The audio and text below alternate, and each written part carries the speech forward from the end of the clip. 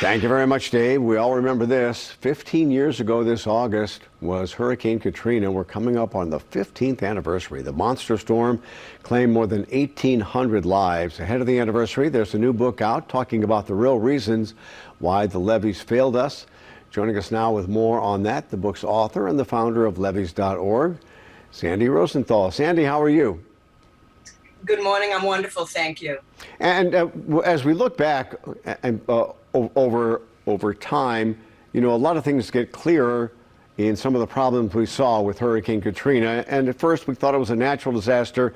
We learned later it was clearly a man-made disaster.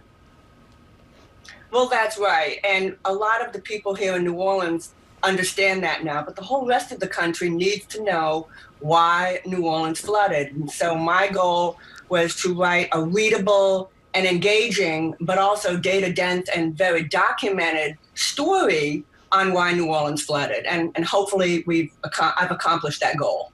And you, along with a lot of other people, we here on Channel 4, we're all calling for floodgates, better levee protection, things like that. You really took it to the nth degree.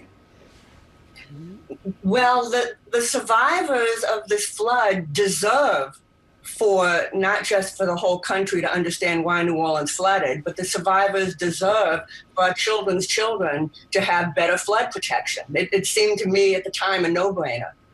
And what new do we learn in your book that we don't already know about why the levees failed? The main thing that I talk about is how not only is the Army Corps of Engineers fully responsible for the flooding of New Orleans, but in addition to that, the Army Corps spent millions and millions to try to hide that from the American public and from Congress. They spent a lot of money fooling the public, and they harassed anyone who stood up to them, including a lot of people besides me and my organization. And you remember very well that we were all calling for floodgates on those 3 outfall canals, and the Corps said it was not in their purview to do that. And we pushed and pushed and pushed, and finally they relented, and we have the floodgates now. There absolutely should have been floodgates before Hurricane Katrina arrived. Why we didn't is part of the subject of this book, but the Army Corps on their own decided not to build them. They determined that raising the walls of the flood walls was just as good as floodgates. In fact, they were cheaper.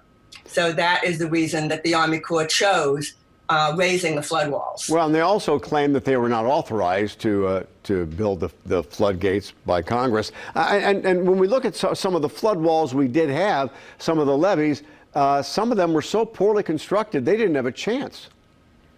They were so poorly constructed that an engineering student could have seen them had they been shown those designs. We were doomed to fail. These levees were destined to fail. And that's what the people of this country need to understand. And by the way, the Army Corps of Engineers didn't hide this from the American public all by themselves. They hid this from the American public with the help of the engineering establishment, most specifically the American Society of Civil Engineers.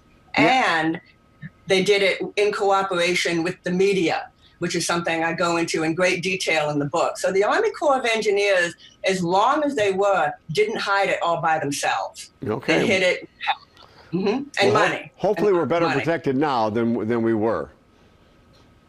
We are better protected. There was a political decision to build 100-year protection for all of the area, which is relating to flood insurance and politics. It was a political decision. It's much better. It's much better, but I'm out of time. I got to say, you're signing your book at Octavia Bookstore.